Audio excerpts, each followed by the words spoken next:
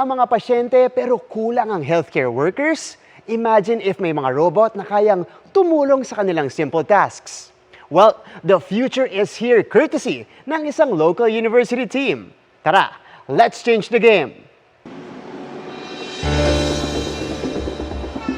Malaking hamon sa healthcare industry ng bansa ang shortage sa healthcare workers na aabot sa 190,000. Kaya naman para makabawas sa trabaho at kanilang daily grind.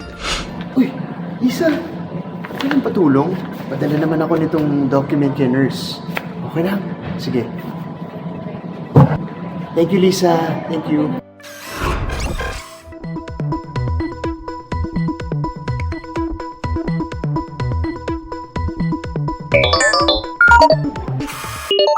Hello, Lisa. Thank you.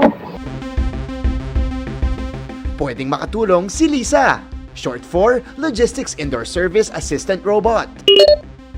Sagot na raw ni Lisa ang simple tasks tulad ng pag-deliver ng medical supplies o documents, disinfection sa ospital, at remote consultation sa mga pasyente gamit ang installed tablet.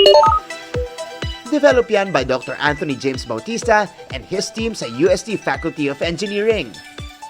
Na-develop namin yung Lisa robot during the peak of pandemic 2020. Kaya kami nakapag-develop nito so that the doctors can have communication to the patients. Ngayon, nag-evolve yung project, depende na sa mga pangangailangan ng mga hospitals. Dahil sa funding ng DOST, Philippine Council for Health Research and Development, mas na-improve pa nila ang kakayahan ni Lisa. Itong bagong version ng Lisa robot, gumagamit kami ng tinatawag na simultaneous localization and mapping, wherein gumagamit kami ng LiDAR sensor para ma-map ng robot yung facility and then isi-save niya sa memory niya yon. With that concept, makakapag-navigate autonomously yung robot. Yung main attraction or main feature nito ni Lisa Robot ay yung kakayahan niya na mag-map out ng lugar kung nasaan siya and move autonomously gamit itong LiDAR sensors. Dito sa app natin, nakikita natin yung iba-ibang points na po pwede niyang puntahan. So, meron tayong document, lalagay natin dito sa tray at i-confirm na natin kung saan siya pupunta.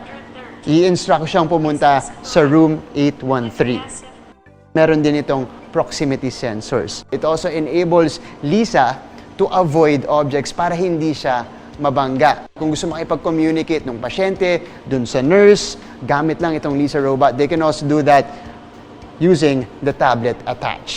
Commercially ready na si Lisa Robot at highly customizable din daw ito. Depende sa pangangailangan ng ospital. Yun yung mga basic na pwedeng gawin ng robot that could help ease the burden or yung mga common task ng ating mga healthcare workers.